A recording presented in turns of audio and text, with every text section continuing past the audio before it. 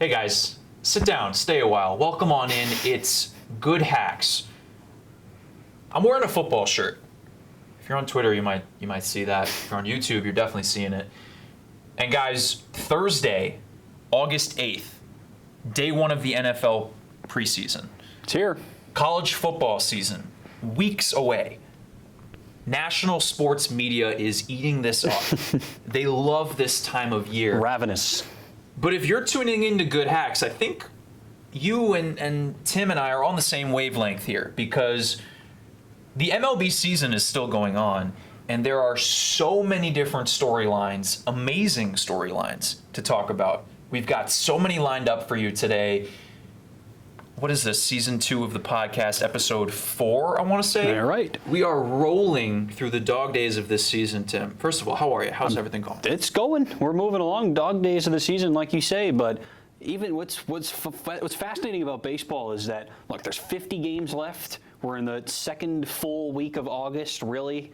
And that's just why people seem to look for other sports to talk about, because it's boring. There's nothing going on. Boring. But look, we just had our trade deadline extravaganza last week.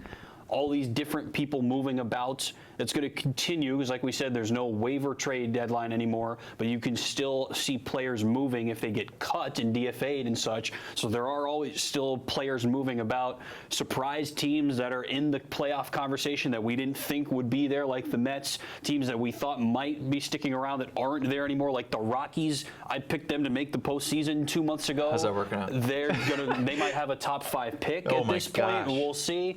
I mean, it's fascinating that even though there are still like 55 games left for a lot of teams or somewhere in there, there is still so much going on. And that's the long season is what makes Major League Baseball tiresome at times, but also what makes it so interesting because there's so much that could go on over the next month and a half. So much that can go on in the next month and a half, and so much that will go on our podcast today. Our rundown is jam-packed. Prospects, divisional races. Are teams for real or are they not for real? Crazy stats, old segments, everything. So I'm running too long. We have so much to talk about. We got to just get right into it. Back to normal. It's back to normal. Yeah. The dust has settled from the trade deadline, July 31st. Like you said, a couple moves are still being made. We talked about that on our Triple Play segment. Go to Twitter and check that out, please, and thank you. But let's go through 4 big names from the trade deadline and see how they did in their first appearance, because it's one thing to secure somebody in a deal or an acquisition, but for them to actually start to perform, it's a whole nother conversation to begin with. So chronologically, Marcus Stroman, one of the first, if not the first, trades to go down, and now he's on the Mets, the hometown kid. Tim, how did he do in start number 1? Mixed results for a lot of these guys, Max. I mean, when we profile these trades, and I think honestly, fans and executives alike, when you make these big trades for big players, and that's really what Marcus Stroman is, you expect them to have immediate impact. Obviously, things will even out, and you hope that, especially for a guy that you hope is on your team for more than one season, you will have a generally positive outcome. You're going to have a couple bad starts here and there. You're going to go hitless sometimes. That's how it goes, and you understand that. But even though you understand that you think Marcus Stroman is going to be great for the rest of the year and for the Mets next year and maybe beyond. An ace caliber pitcher. That's what you hope for. Right. And you understand that that's what you're hoping for. Even with that said, I think you're going to be upset when that very first appearance isn't amazing. And for a lot of these trade deadline acquisitions, that was the case. I mean, for Stroman, 4 1/3 innings, 7 hits, 3 runs, all earned, 3 strikeouts, 2 walks. So it's really nothing to write home exactly. about. And Trevor Bauer was pretty much the same way. Yeah. His first start for the Reds, he didn't get out of the 5th. So you'd expect better, I suppose. And I mean, Zach Greinke the same way in his first start with the Astros. He went 6 innings, so slightly longer, but 7 hits, 5 runs, all earned, including a home run, 2 walks, 2 strikeouts. And Zach Greinke is a guy, just looking at stats right now, averages 8 strikeouts per 9 this year when he was with the Diamondbacks. Wow. So past tense averaged 8 strikeouts per 9, more than that. Yeah. And obviously 2 strikeouts over 6 innings, 3 strikeouts per 9 in his first start with Houston. So 1 start, just 6 innings, extremely small sample size, but you expect better for guys like this, especially for Greinke with all the guys that the Astros had to give up to get it. Now, I'm sure that Stroman, Greinke, these players are so talented No doubt. that they will figure it out and they will start to get better. I would be very surprised if the change of scenery thought process like backfires on them. I don't think that that's what's necessarily going to happen. But there are 2 more names that we haven't mentioned that have been performing at a very high level since the deadline, starting with Nicholas Castellanos, who went to the Cubs. We talked about maybe that not being a good decision for him to go to an NL team because of defensive liabilities. Perhaps, I don't know. That was more so my idea than Tim's. That was more so your And idea. I'll take the responsibility here. It's been working out for them so far. He's played in 8 games as of Friday morning, and he's hitting .424. He's got 3 homers, 5 RBI, 9 runs, and 14 hits. And he had 2 home runs in his game on Thursday against the Reds. So he is certainly doing well for that team. With Wilson Contreras down, they picked up Jonathan Lucroy, and he had 3 hits in his debut on Thursday as well. Are you on board with Castellanos? Do you think that that's going to... It's not like Castellanos single-handedly will make them win the division, but is it going to be a big difference maker? I loved this trade, and I tried to profile it a little bit last week. This was something that I had monitored for a couple of weeks going up to the trade deadline. He did call it. I think we talked about that last week. Yeah, but I never put it in writing, so Right. it's not official anywhere. But this was just something that made sense to me for whatever reason for weeks. Once it was obvious, it's been obvious that Castellanos was going to get traded because of his contract situation, since the Tigers are bottom 3 team in the league right now with no real prospect anytime soon to move up from that. For some reason, I just thought that this move made sense. And the Cubs didn't have to give up all that much to get him. And you mentioned it last week, not really any hitter trades made. The Rays made a couple or 1 or 2, other moves here or there, but this was the big one. And the Cubs didn't give up all that much for a guy that is right in the middle of the lineup, playing a corner outfield spot. Even if his defense isn't amazing, it's good enough, and there's nowhere else to put him, like you were saying, so it's got to be good enough. I think that this is an absolute no-brainer, and even with Contreras out of the lineup for the next 4 weeks or so, this becomes an excellent lineup. It was already very good, even with Bryant kind of having a down year. Chris Bryant, Anthony Rizzo being decent but not otherworldly like we've seen out of him. So you've now got another, not an MVP season, but close to it from Javier Baez. Wilson Contreras is a very good hitter. Now you've got a guy with this track record, this pedigree that Castellanos has into that mix with a decent Bryant and Rizzo. That's an amazing fivesome in some order or another. And then, augment that with somebody else. If Kyle Schwarber is going to hit a home run, if Ian Happ is going to do what he's done over the last couple of days, that's a great lineup, especially once Contreras comes back. And beyond him hitting .424, in his 8 games, the Cubs are 6-2. So not only is he playing well, but it's contributing to wins. The one thing I will say about the defense, and shout out Baseball Reference for having this really readily accessible, he's only played 2 complete games. Okay. He's been taken out in the 7th, 8th, or 9th innings in 6 of his 8 performances so far with the Cubs. That's interesting. So again, I haven't watched all those games. Sorry, Cubs, but I'm assuming they're defensive replacements. That would make sense. And something to keep an eye on. It's a good point, and that was your concern, right? That you have to move. If you're that concerned, if you're Joe Madden about his defense, you then have to move him out of the lineup for that 8th, 9th inning, or if the pitcher spot is going to come up, you do some of the, I don't want to say nonsensical, but some of the the nutty double switches that you always see in NL games when games really matter. So yeah, you're going to have to take him out, put in Tony Kemp, who's a versatile player, Ben Zobrist. Somebody that I mentioned last week is tracking back. He's in rehab, for lack of a better word. That's the word that's used for a major league player that is coming back. He wasn't injured, but hasn't played in the majors all year, so he's getting back to that form because of his unique situation this year. We'll see if he's actually a steady contributor. People don't expect him to be, but you expect him to be on the roster come September. So there's guys you can mix in and out. And, of course, Jason Hayward, who is a great defender, not a very good hitter. And he's been hitting leadoff for them. Sure. So you've got different guys. as good as you can ask in the last couple weeks or so. Also, come September, you can call up other people. Very true. So if they can survive this month, and yes, Madden's going to have a tough time deciding, do I want to take him out? Do I want to milk him in the field just so I can get one more at-bat because he might go yard? Right. It's, like I said, something to keep an eye on. Makes watching Cub games just a little more interesting. The cogs turning in not only Madden, but the other coaching staff trying to figure out what they're going to do, and the decisions being made in the dugout to decide when Castellanos comes in, when he comes out, who gets in, all that stuff. Yeah, and we'll see if Castellanos keeps this up. Obviously, he's not going to hit 400 for the rest of the season, but we mentioned It's possible. he might. It's not. It's certainly not impossible. These other folks, we mentioned all these other starters, and like I said, things will even out. And the other problem with this is that all these guys have made just one start, and all these guys are going to start again as we hit the weekend. So Right. Friday is going to be a huge. Friday has a bunch. Bauer starting again. Stroman is starting again against Steven Strasburg in the Nationals. Greinke will be going soon. I think maybe Sunday. Subject to change. But all these guys are going to go again very soon. And there's every chance that Trevor Bauer didn't make it out of the fifth, his first start. Who's to say he doesn't go 8 innings, 2 runs, Right. his next start? And then, of course, you're evening out, and you've got yourself a good first 2 days. Yeah, and beyond teams needing to win, it's the storyline of he was just acquired. We'll see if he can finally figure it out in the new uniform. There are just different things to watch as the season winds on.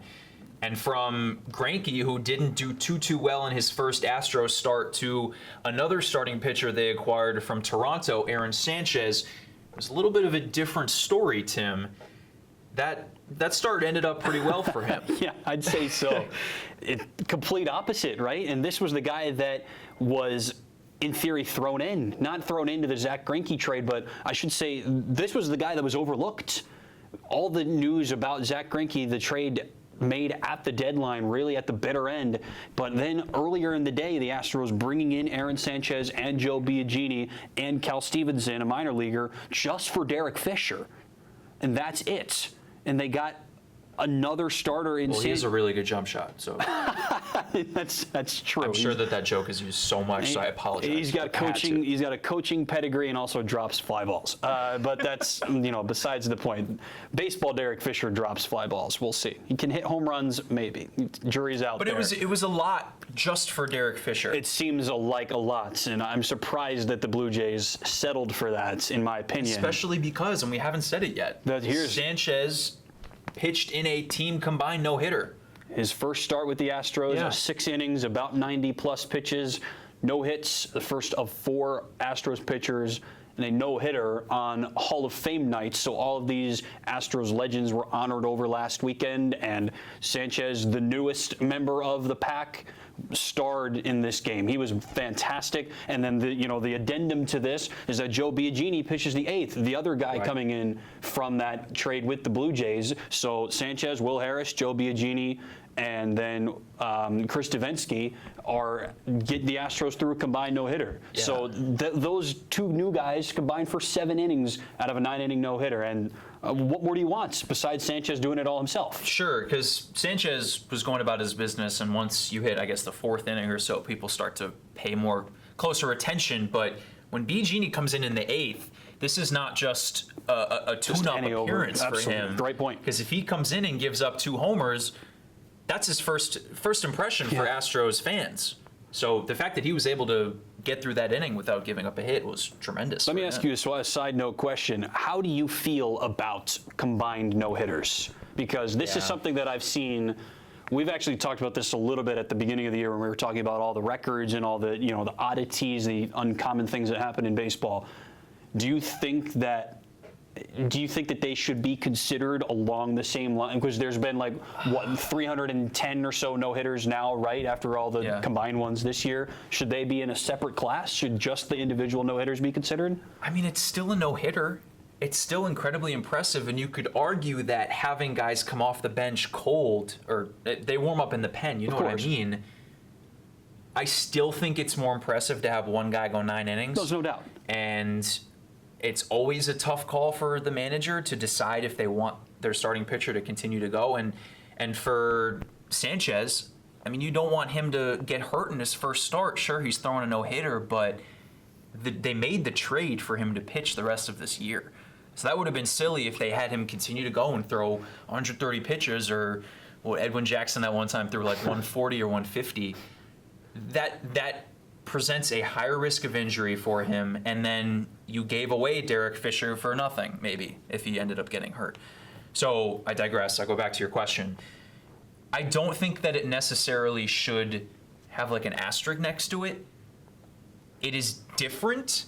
The fact that you have the word combined in front of it sets it apart and you understand what went down. It's still incredibly impressive. What about you? I mean, you put me on the spot. I've thought about this before. I don't really have like a strong opinion either way. When it comes down to it, though, a single pitcher lasting all 9 innings and not allowing a hit is one of, if not the most impressive feats in this game overall. To have other people come in, I think that the deciding factor is, was it like a pitch count issue, or were they walking a ton of people and not looking so good and giving up a ton of line drives, you take them out thinking they're not going to make it? But if it's a pitch count and they're, being constricted for the rest of their year, and you don't want them to get hurt, or they have a track record of getting hurt, and you're playing on the safer side, I think that's fair to take them out. But that says a lot if a starter goes 5 no hit, and then you take them out. That's a lot less impressive, but still way above the rest in terms of other starts. Yeah, I completely agree. I think that it's a slightly different class, and it's unquestionable to me that an individual no-hitter or an individual perfect game is more impressive than combined. Hence, right. Like to use the words you said, you've got the word combined in front of it to denote that there is a little bit of difference. But I think that, I don't know that it's a growing movement, but just a movement that I've seen that says that these happening a lot more often. Yeah, but the movement to like discount combined no-hitters entirely, as in they don't exist, I think that's ridiculous. I think that does a disservice. It still happens. Still a 0 in the hits. I think you could make the argument, especially in the case of a perfect game. So the follow-up question is, do combined perfect games exist? This was a discussion. The Rays were in the mix against the Orioles. That's right. 3 weeks or so ago now, when Ryan Stanek threw the first 2, and Ryan Yarbrough threw the next 6 and gave up the perfect game, I think, in the 9th inning. It was first pitch of the 9th inning. I think. Exactly. Yep, you're exactly right. It's almost as if you were watching the game and I wasn't, which is the other way around. But I thought the argument then was, it doesn't matter that this happened because combined perfect games don't exist. Has there ever been a combined perfect game? I don't think so. Right. No, there wasn't. That would have been the first ever. Right. So I think that's also ridiculous. I think a combined perfect game also exists. And also, in that situation, I think you could make the argument, something you hinted at, that there is maybe even a greater chance that if you use, let's say, 4 pitchers like the Astros did, I think you could argue that there is a greater chance that you pick one of those 4 guys just as having a bad day or has an off day. I think that is more likely that Will Harris goes out there, or Joe Biagini in his debut goes out there, doesn't pitch very well, gives up a single even. Right. That's more likely than Aaron Sanchez in a perfect world can get through 9 innings, pitch count doesn't matter, and him just having a bad 7th inning. Yeah. If he is pitching that well through 6, I think you could make the argument that it is more likely that Will Harris is going to have a bad day and therefore a bad 7th inning than Sanchez, who is pitching as well as he was that day, has a bad 7th inning on that day. And of course, bad is all relative because, again, it could be just a dinky single. Exactly. You can give up a bloop single or an infield hit that gets under the third baseman or whatever, and that's now a bad inning and you've ruined it if you're Will Harris in this made-up situation. My point here is, I think combined no-hitter and the inevitable combined perfect game, whenever that happens, I think they are valuable, unquestionably less impressive than an individual. There's absolutely no debate there, but I don't think that there's any reason that we should just discount them entirely. When the Astros finished that no-hitter, the celebration is just a little more low-key than when one starter goes all 9.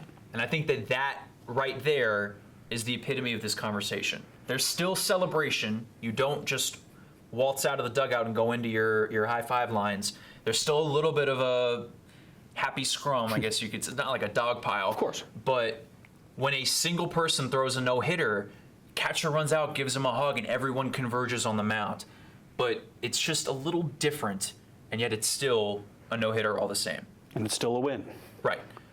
So the Astros threw a no-hitter, but another team threw a no-hitter. If you know Tim by now, he's a Durham Bulls guy. That's me. And a couple days later, they threw one as well. That's Is right. that correct? That's exactly right. So Tim has been holding on to this, and we wrote down minor league surprise on our rundown. So he hasn't told me what this is yet. We're going to react to it genuinely. And Tim, you have the floor. So how do you feel? We mentioned the question about combined no-hitters, but how do you feel about no-hitters where you don't shut the team out? Because it's possible. Because of how baseball works, you can score. Yeah. In theory, you could win a game You absolutely could. and still be no hits. So is that what happened in the Bulls It's game? not. They Oh, did okay. win the game, but they won it 2-1. Wow. Because of walks and errors, Yeah, hit yeah. batters. And it is steals and wild pitches Good and all that points. stuff. And it's entirely conceivable that a team could score once, more than once. So the final score was 2-1. Right. The Bulls won in a combined no-hitter, their second combined no-hitter this year. And the fun side note that I was following the game, but the catcher, Michael Perez, has been in the majors this year with the Rays. It was his birthday. So he caught the no-hitter on his birthday, which is cute. So cute. That's not really the story I was really getting to, because minor league no-hitters are infinitely more common. We profiled that in our last season. So get this. The other fascinating thing is that you just know this was going to happen. So I was following the first combined no-hitter that the Bulls threw this year. As we mentioned, I'm a fan. I'm unabashed in that. The next game, I don't remember the score, but they get destroyed. It was a same-day doubleheader, so it was a combined 7-inning no-hitter the first game, so less impressive for sure.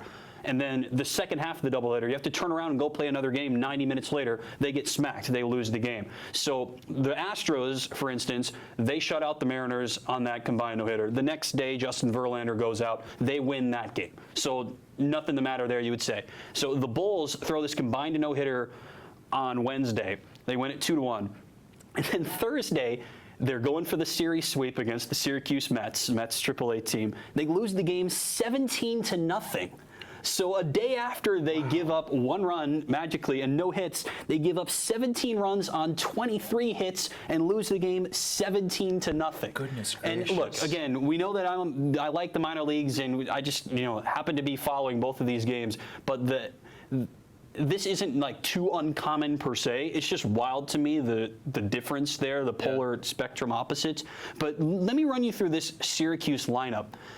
One of the things that I love most about the minor leagues, and something that made me realize just how interesting this is. So I worked with the Durham Bulls for 3 years. That's how I really got into the sport again. Sure. And what's fun about the minor leagues is that you see guys on complete different ends of their careers. So when I was there a couple of times a week, every day, if you will, I saw guys in the minors going on their way up. So in back consecutive years, I saw Jackie Bradley, Mookie Betts, and Andrew Benintendi.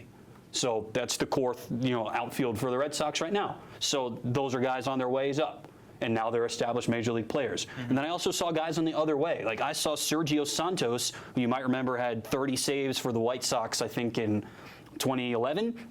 I saw him pitch the 7th inning of games in AAA 3 years later. Fall from grace. Falls from grace, right. Absolutely. So, former closers galore across AAA. So that's just what I love. It's brutal and beautiful in that very regard. Niche entertainment. Absolutely. And only people that remembered who Sergio Santos is realized that was significant for him, because he was quote-unquote top of the world in 2011, closing games for a decent White Sox team, top 5, top 10 in the league in saves, had a decent contract. I don't know all the details, doesn't matter. And then just a couple of years later, you're fighting for relevance for a bad team. He was on the Blue Jays AAA team that year and was doing nothing and wasn't doing it that well. So it's just that it's difficult to see that. But let me run you through this Syracuse lineup in the 17-0 win. Okay. This is just the juxtaposition of all these guys. So in order, and they made some changes because they were up by that many runs. Sure. Rajai Davis, Danny Espinosa, Ruben Tejada, I'll skip ahead, Rene Rivera, Gregor Blanco, Arismendi Alcantara. So those are all 6 former major leaguers that are all in this Who will starting probably roster. play in the majors again. Maybe. And then you mix that with a couple of the other three guys are all minor league veterans in the Mets system: Dilson Herrera, Travis Tyrone, and Reimer Liriano, who's a AAA veteran. Oh, so wait, is Tim Tebow on that team? He is on the roster. Did he play? He did not. He did not play. Oh, so they scored 17 runs. He's been up and down between. He's mostly AA this year, but just like, all those different guys are like Gregor Blanco, especially. Somebody you could picture still in the main. I certainly could picture Rajai Davis, absolutely. And then, Danny Espinosa is just a couple of years away from being a figurehead for a decent Washington Nationals team. And that's just what is remarkable to me about minor league baseball. You flip it around, their starting pitcher, Drew Gagnon, had a perfect game through 7. So the day after his team gets no hit, he throws a perfect game through 7 and allows a single in the 8th inning. Buried the lead there. That's huge. Did I? I mean, I probably did. No. But so how similar was that lineup to the day before? Very similar. So those guys almost get no hit. Yep. Former major leaguers, a lot of them, or prospects. But they did get no hit. They did get no hit. And then they come back and absolutely shellac the Bulls. Rene Rivera had 3 home runs. Wow. He's got 22 home runs in AAA that's just the this difference year. in pitching. If that doesn't tell you, the fan that's heard me talk about differences in minor league rules this year, if the fact that Rene Rivera has 22 home runs this year doesn't indicate to you that there's a significant difference using minor league balls or major league balls in minor leagues, that's all the evidence you need. Because Adam Duvall can hit 28 home runs and you can say, okay, you always knew he had that power potential. This is Rene Rivera. Yeah. I mean, at the risk, because I dropped my microphone for the second week in a row. 2 weeks in a row. At the risk, I don't know his stats off the top of my head, but I'm going to go ahead and say he's a 210 career major league hitter, something like that. Give or take a few. Okay, and he's got 22 home runs now in AAA. That's crazy. That's a good season. This was a great surprise.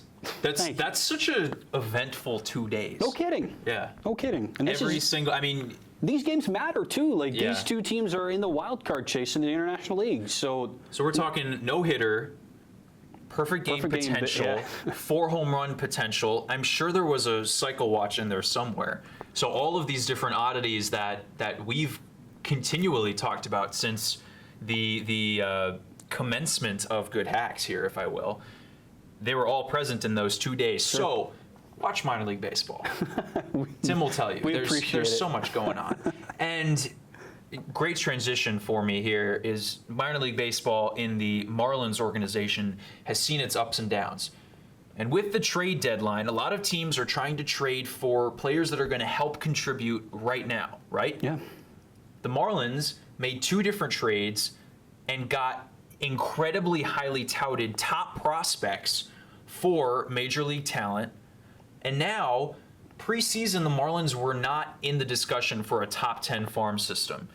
And I believe they were rated 15 on MLB Pipeline, or give or take a few. Sure.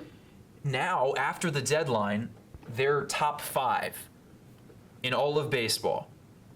They have made so much progress in their farm system. And as you guys know, that is where my allegiances lie. So I'll throw it to you first as a non-biased baseball fan who sees the Marlins making these deals. And they have connection to the Rays, who are, the Bulls are the affiliate for the Rays, so that's why you're allegiant to the Rays in a little bit. So walk us through the 2 trades, and what did you think of them personally? I really like what the Marlins have done all year. The results at the major league level, not great in terms of wins and losses this year, but that's the point. It's the other side of the trade deadline coin. At the beginning of this episode, we mentioned all of the contenders or pseudo-contenders that bring in major league ready players to try to, get better, make the playoffs, win the World Series.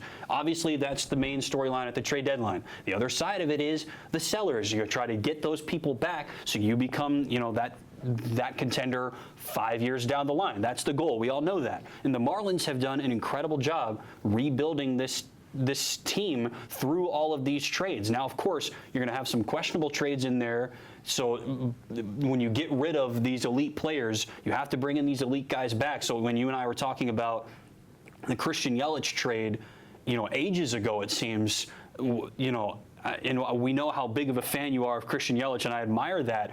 And it's tough to lose your favorite player like that as a fan of a team. I've experienced that too. So I try to talk Max off the ledge, proverbially, saying, look at all these cool guys they have coming back. That's what you have to focus on, I guess, and you know that as well as anybody. So I love what the Marlins have done. It started in the draft, and we talked about that too.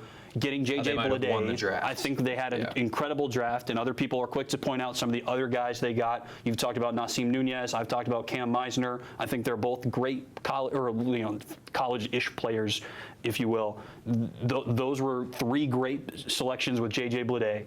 And then these trade deadline moves are really smart. So even if for a bad team like the Marlins are right now, they have a surplus of pitching prospects, and so you trade from a surplus to get somewhere that you don't have the competitive advantage. Yeah. Basic economics. So they trade Zach Gallen, who's somebody that I've monitored really all year, pitched at Carolina in 2014 or so, came over in the Marcell Ozuna trade, and has been fantastic this year. He was the top pitcher in the PCL in AAA, sub-2 ERA, and ERA doesn't tell you everything. We understand that now, but the next closest guy had an ERA about 3. Qualified starter. So he was that much better in the PCL. We just talked about Rene Rivera hitting 22 home runs in the International League.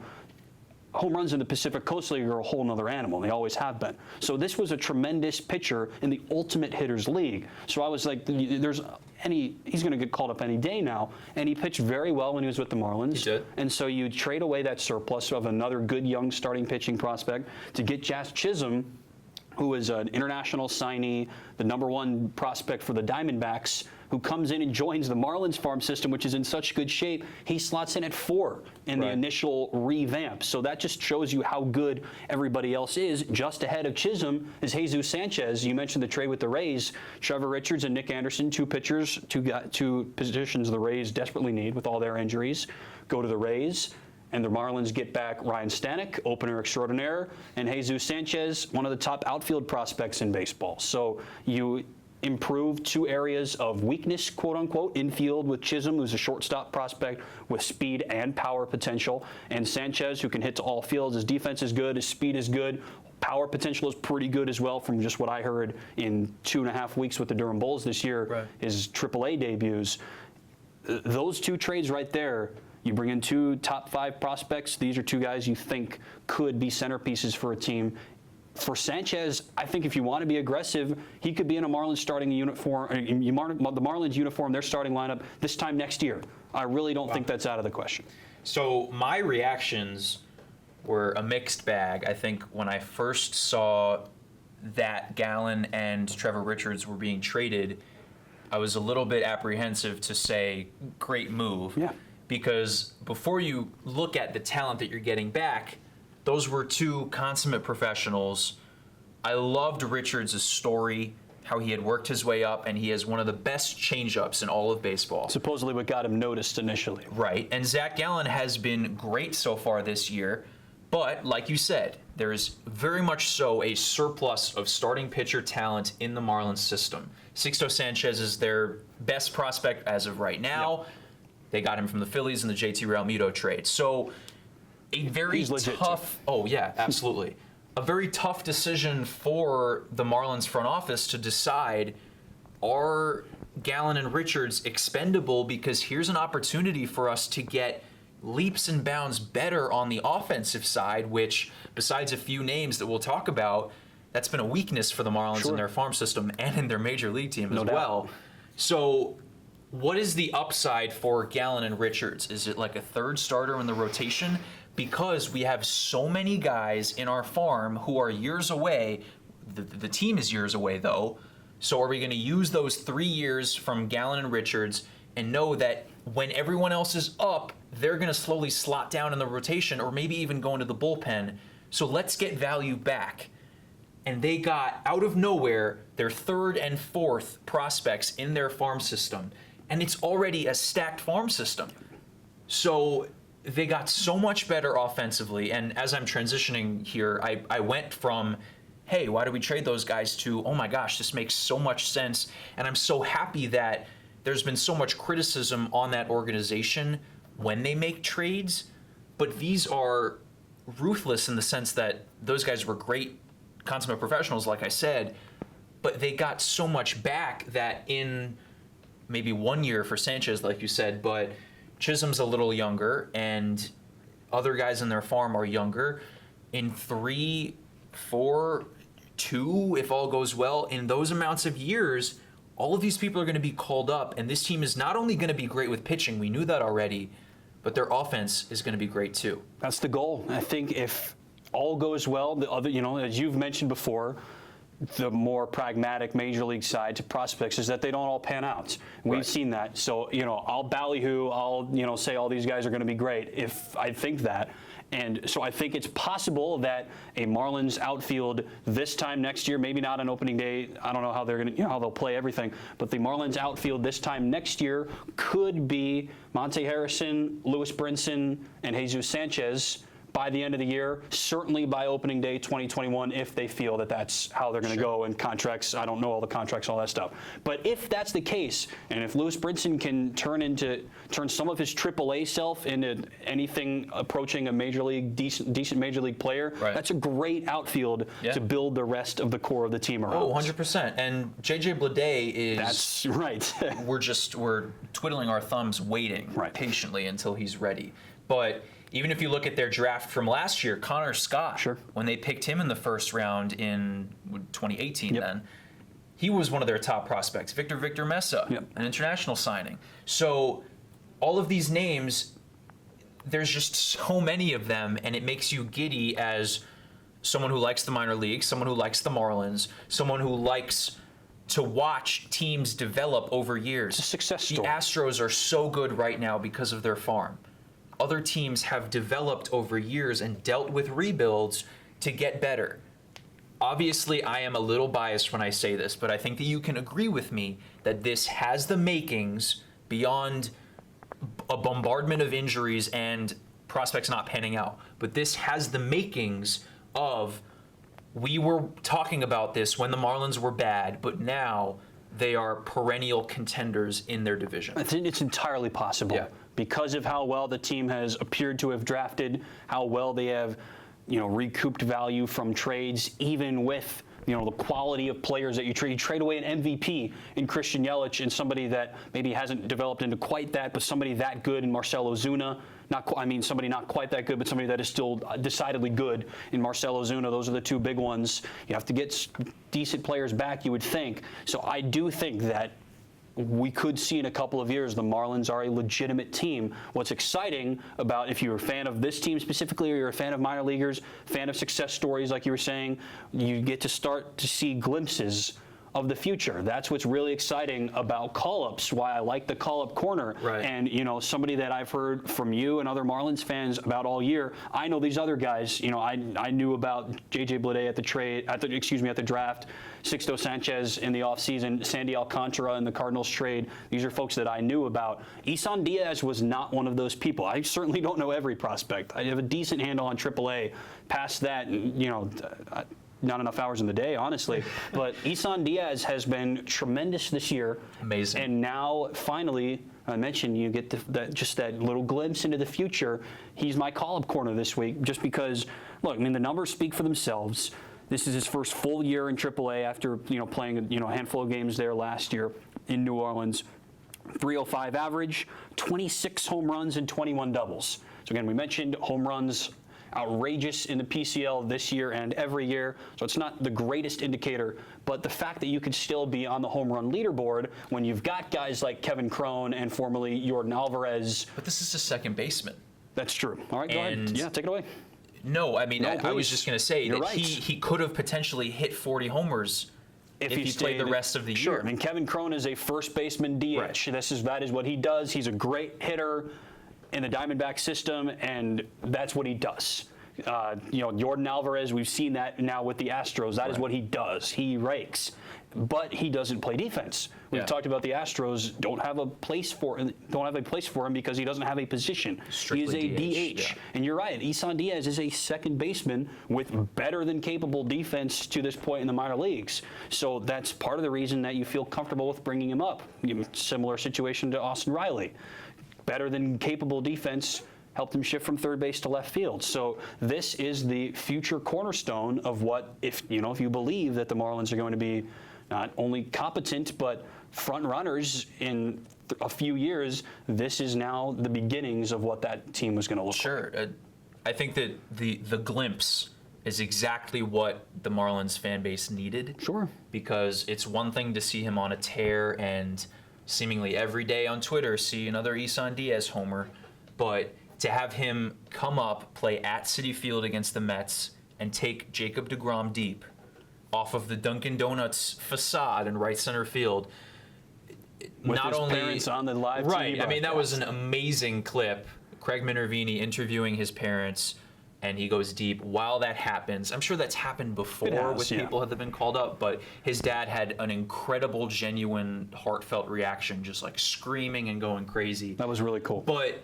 And I tuned into his debut. The thing that stood out to me the most, though, is, like you said, it's one thing for Kevin Cron to be a home run hitter, and Isan Diaz has power too, but in his first at-bat in the first inning, because he was hitting in the 2-hole, I believe, if I remember correctly, he gets on base with, it was like a fielder's choice.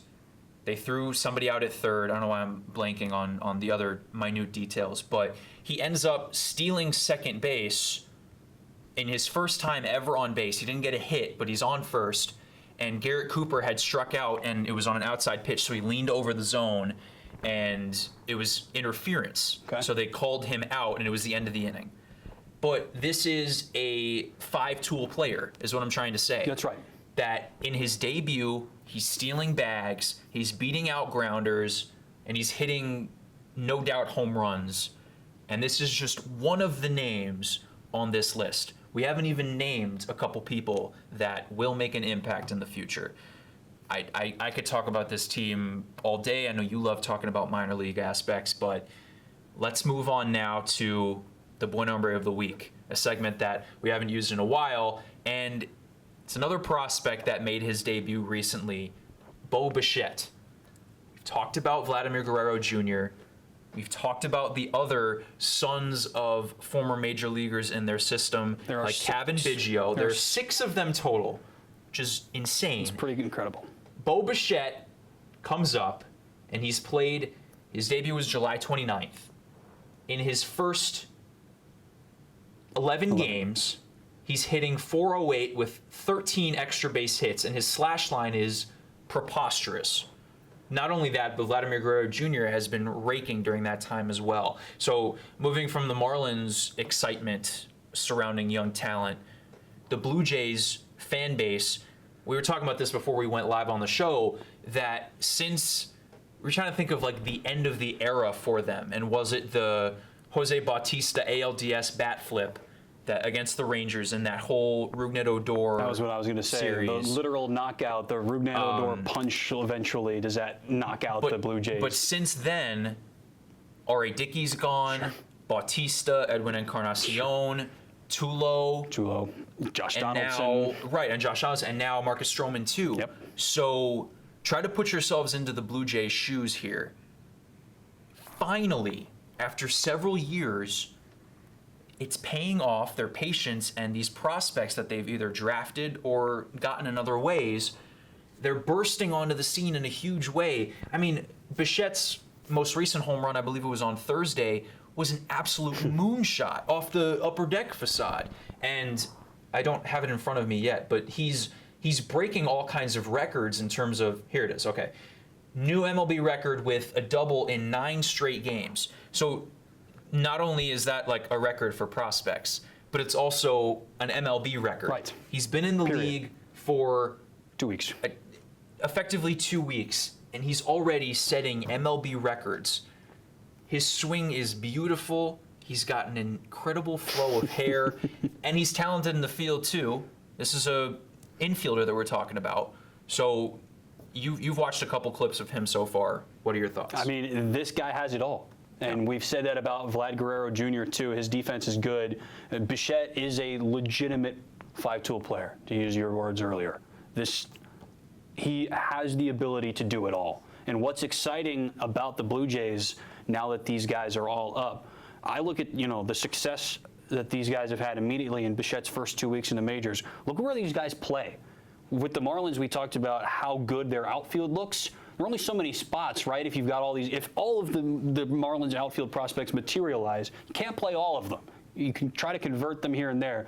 It doesn't work that easily. But the Blue Jays core right now, they play all across the infield, and it just works out so well. You got Vlad Guerrero Jr. at third, Bo Bichette at short, Cavan Biggio at second. And if you want to, augment that with a veteran first baseman right now, with like Justin Smoak, I don't really have a first base prospect, I don't think, to join the group.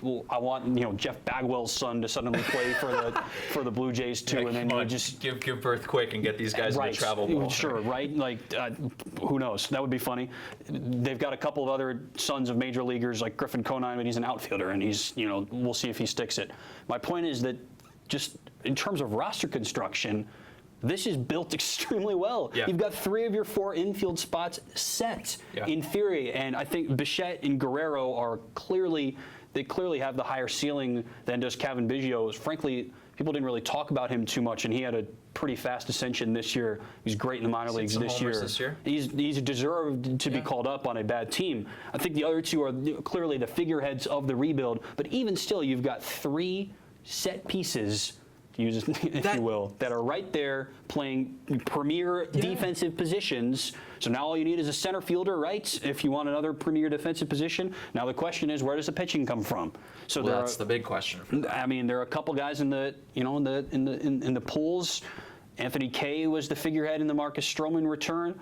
If the other issue with trading trading major leaguers for prospects is that how good these major leaguers are, or how good they seem to be, and you can only hope that the guys that you get back turn into something approximating that. So you and I are both fans of Marcus Stroman, as we've made clear over the last couple of weeks. I think Marcus Stroman is a great pitcher.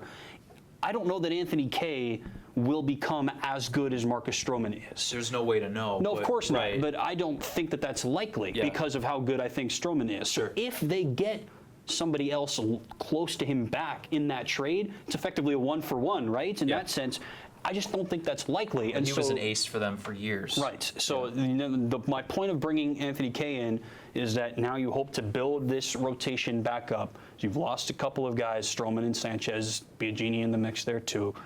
So now can you find the pitchers to augment this hitter core? Because the hitter core is here. These guys are here now. So you've got to hope that Alek Manoah makes big steps the next couple of years. You hope that Anthony Kay can settle down in AAA, because he wasn't very good in AAA when he was in the Mets system this year. So you've got a lot of question marks, but it's for the future at least. But for right now, these 3 guys across the infield, fantastically exciting and not surprising at all to me to see Bichette do this well. Right. It's 1, 2, 3 in their order, 2, 3, 4, whatever you want to do, and it's their infield. And I think if we fast forward a decade from now, 15 years from now, that could still be their infield. Possible. That is the potential of this core. And, for example, with the Mets, with the Stroman trade, we've talked about the core of Alonso, McNeil, Rosario. Or you could talk about any team that has 3 young players that are new to their MLB roster. Mm-hmm. I really don't know if you're playing MLB The Show and trying to play a franchise and win a decade from now, would you pick a different 3-person core? I know that it's early and it's a small sample size because Bichette could now go 0 for his next 60. Entirely possible. But you've seen what Vladdy Guerrero can do with his power. You've seen what Bichette has been able to do in these first 2 weeks. Conine is there in the farm system. Yep. They have so many different people. Would you choose someone else? I'm racking my brain trying to think, because I think there's an obvious answer that's escaping me.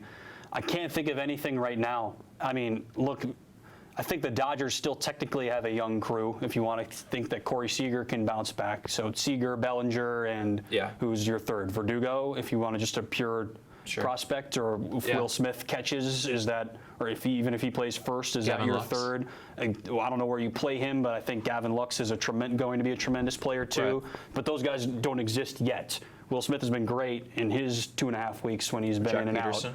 I guess so. He's a little older now. Yeah, he's a little older at this point. So I don't know. I mean, would dip back to the Dodgers, I guess, just because of how dominant they've been, and Cody Bellinger will win the MVP, so that'll help his case. But I mean, I don't know. I'll help the transition and say the Yankees are still in that mix as well. You forget just because they've been really good and they've been historically great offensively this year in terms of the number of home runs they hit, and we can't discount how good the Twins are in that regard, but the last 3 years or so, how dominant the Yankees have been just in terms of home runs. That's still a really young core as well. They bring in a veteran, really, like Giancarlo Stanton. Can't really count him this year, but he's a veteran. Right. Everybody else is still pretty young. Brett Gardner excluded. Everybody else is still pretty young. Judge, Andujar if he's in the future, Gleyber Torres, the list goes on. Sure. Gary Sanchez is the other one. Right. So, and then other pseudo-veterans like Didi Gregorius, Aaron Hicks, Giancarlo Stanton to round it out. Yeah. And Encarnacion, the definition of a veteran to play first. So that's another great hitter core. Guys that aren't quite this young as the Blue Jays, obviously, but a group that you think might be around for quite a while. Yeah, I don't know if you can find, when it comes to Biggio, Guerrero, and Bichette, a 3-person crew Sure. that's that young. I guess that's what I was trying to go for. Okay. But you helped me with the transition. We got to put on our get an 8-ball and try to see the future. Our crystal ball. Sure. In 3 years, I'll lay out some tarot cards and in everything. 3 years, maybe 4. Because you talked about how young the Yankees are. They are young. Sometimes you forget just how young Aaron Judge is and how many more years of productivity they are set to have, barring injury. Right, you would think. In this division, the Red Sox have the worst farm system in all of baseball. Yeah. While we were on this podcast, an article on MLB.com came up about Mookie Betts potentially being traded. I've been reading that today. Because We'll of see. just how bad their future outlook is, and the fact that they're probably not going to make the playoffs this year. Seems that way right now. And they have some aging stars in their rotation. Sure. The Orioles, we don't have to really consider for this. They're far away. Adley Rutschman will help them with that. Yeah, they have a couple of interesting situations. They have a decent first base prospect, but where do you play them? They already have 2 first basemen right now. They do. You Trumbo's can't- been hurt all year. Right, there's another guy that you would like at first base, and you can't move Chris Davis. That's obvious. He's fighting his own manager right now. So I don't know that people will take him. So where do you play Ryan Mountcastle in a year? I don't know that you can. An amazing name, It's a too. great name. So do you got to get rid of him or get rid of Trey Mancini? Or their situation is weird. And then the Rays have the second best prospect pool in farm system in all of baseball. So they are a couple years away. Yep. And they're going to have some talent coming up too. So, Tim, I'll ask you first, and I'll give my opinion. Do you think that the Yankees are going to guarantee that they're going to steamroll through this division like they are doing this year for the next 3 to 4? Do you think it's the beginning of another Yankee dynasty in that division, or do the Rays or Jays, and specifically we've talked about the Jays, do those farm systems have the potential to dethrone the evil empire in that division? Because I don't think we can consider the Red Sox or Orioles a threat in that window in 3 years. In terms of potential in the minor leagues, there's no doubt those 2 teams have the potential to build a team, build a core that could shoot into the Death Star and take down the evil empire, if you will. In terms of the potential and the grading and the scouting for those 2 teams, the Rays and the Jays, that potential absolutely exists. Do I think it'll happen?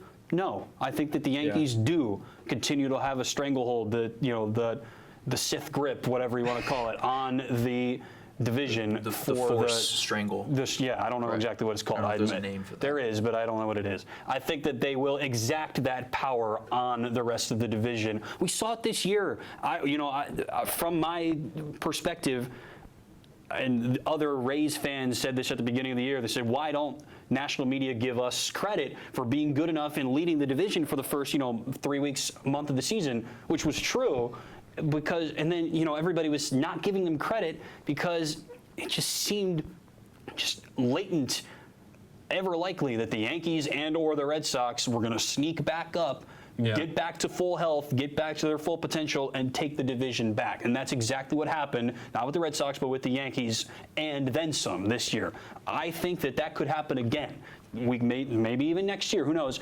This Blue Jays core is there. They win a bunch of games out of their first 30. They lead the division after May or whatever, and then slowly but surely the Yankees sneak back in. They win the division by 15 games. That could happen this year, something like that. I really think that's the way we're looking at for the next 5 years. My take on the Jays, I don't think this as much for the Rays with their whole logistical issue, if I may call it an issue. It's an issue. In terms of a desired place to go for other young talent that is nearing the end of their contract. If I'm, let's say I'm a 25-year-old, 3-year MLB veteran who was touted heading into my debut and I've played well, but my first contract or my second contract is slowly coming to an end and I don't want to stay put. I think that either San Diego, top prospect pool in the entire league, and Tatis Jr. absolutely tearing the league apart right now. Kind of like why Machado wanted to go there partly. Part of it, I'm sure. But if I'm a pitcher, I look at the Jays and I say, wow, that is an incredible core. What are they missing, though? They're missing starters. They're missing me. Yep. If I go there and I believe in myself to be an ace somewhere and I haven't had the opportunity yet, I go to Toronto and I slide in as their new Stroman. I don't know who this is. I don't have a name necessarily to give. But if they can get some pitchers like that in addition to K and their other prospects, which they will continue to gather over the next couple of years, if they can sign, I don't know if they're going to want to trade necessarily because they don't have that many prospects to give. They're going to want to use them for MLB talent. Of course. But if they can get some starters in that attrition over the next few years, absolutely, they don't necessarily need to worry about infield talent for the next decade. Sure. Barring whatever else could happen. I think that they're in a great spot. I'm not going to go on camera and say that the Blue Jays are going to win the AL East in 3 years, because that is quite unlikely with just how good the Yankees are and just how much money they have, because they can fill holes like that. That's the point. But I really think that the Yankees and Cashman and whoever else is in that front office, they're seeing these players come up in Toronto, and they're starting to get nervous about like 2023. I don't know how far ahead they think because they have a World Series to win this year, but in terms of forward thinking, in terms of years down the road, that's on their mind now. It has to be. I mean, that's part of the planning process, and you're right. I don't know exactly how it works. I'm not a general manager. Never will be. I think we can put that on camera. But you have to think about your own future and what other teams are doing. You have monitors and scouts all over the place, and I think it is conceivable that the Rays and the Jays specifically, we just stick with those two, are teams for the Yankees, as you know, the incumbents, the defenders of the crown, to monitor. And these are usurpers, and you're going to send out your enforcers at the edges of your kingdom to try to stop these people from coming in. That's what you have to do if you're the king, so or the ruling class. So I really do think that these teams are going to attack the castle walls, and we'll see if they break down some bricks here or there, but I think the Yankees are well equipped, and like I've said before, I mean, they are the Yankees. So you talk about being equipped for just in terms of appeal and attraction level. I think Toronto seems like a decent place to play. It's a nice place overall, but it's the Yankees. Unless you love your beard or whatever, why wouldn't you? You're going to get paid. Yeah. They clearly don't mind. So if you want to play for that team, you want a chance to win the World Series every year, that is the other part of why I think that they're going to dominate the division. The same argument could normally be made for the Red Sox, I suppose, too. But right now, if the Yankees, like you say, see a need, they fill it. Maybe not this year. They've been hesitant to pay for Dallas Keuchel, trade prospects for Zach Greinke. They've shown some reticence to do that over the last 2 years, but I don't think that once an offseason comes along, there's a top free agent available, whoever that might be. Noah Syndergaard, maybe, I don't know. I don't think it's likely, but somebody like that, if that person is available, that the Yankees will at least make an inquiry, and that's why I think they'll be the front runners for the division. So you're saying that the person that I made up that young, talented arm. Your MLB that create a player, yes. potentially thinks of the Jays as a viable option could get swooped up by the Yankees. Entirely possible. Yeah. So it depends on what you, this created player, want more. If you're a pitcher and you want to go out there and be a starter and, be the head of a staff, Big fish in a great, small pond. precisely correct. That's the argument, isn't it? And I mean, look, J.A. Happ isn't a great example. He's not been very good this year, and he was traded, not the same situation, but he was, middle of the rotation for the Jays last year. Now he's at the end of the rotation and at risk of being left off of a divisional series. I can't imagine he's enjoying that. He might get a ring, so that's great. That's nice. But he's not pitching as much as he used to, Right. and he's not as beloved as he used to be. Sure, he's not as successful. So what's the trade-off? Yeah. That's the situation where you'd like to ask him, and for a professional athlete, tough to come to grips with that, I'm sure. But you look at somebody like James Shields. How he's ended up his career. Like how many World Series runs has he been a part of? Cy Young contender in his career. He's moved like 3 times Right. after Tampa. And now now he's laboring with bad teams the last few even know years what of his team he's career. I on. don't know if he is. Yeah. So he was on the Royals for a minute there, but then he was on the Royals when they were bad. And he was on the Padres, right? So this is just. It's a fall from grace, and this goes back to what I was saying with a guy like Sergio Santos. And I saw Mike Fontenot on the Bulls the year after he won the World Series with the Giants. Yeah. So you never know. That's professional sports for you, though, right? So you can be making a lot of money and be successful and win a World Series, and then the next year you're fighting for playing time in AAA. And that's like the expression I used earlier. That's brutal but beautiful part of this game. We love having these kind of future conversations. They're so delicious. There's no right answer. But if you like these two, be sure to like and subscribe, as we always say. We want to keep having these conversations in the future. We didn't even get to the Mets. We're going to have to talk about them on our next podcast. We didn't even get to the fact that the Yankees absolutely bombarded the Orioles with home runs so far at Camden Yards this year. They were on a torrent pace and breaking records and everything. We didn't get a chance, but this was a pleasure as always, Tim. Likewise. And I hope you guys enjoyed. Let us know if there are any other discussions that you want us to talk about. If you're on YouTube or Twitter or whatever medium you're listening to us or watching us on, let us know what you think. And thank you so much for tuning in. We'll see you next time.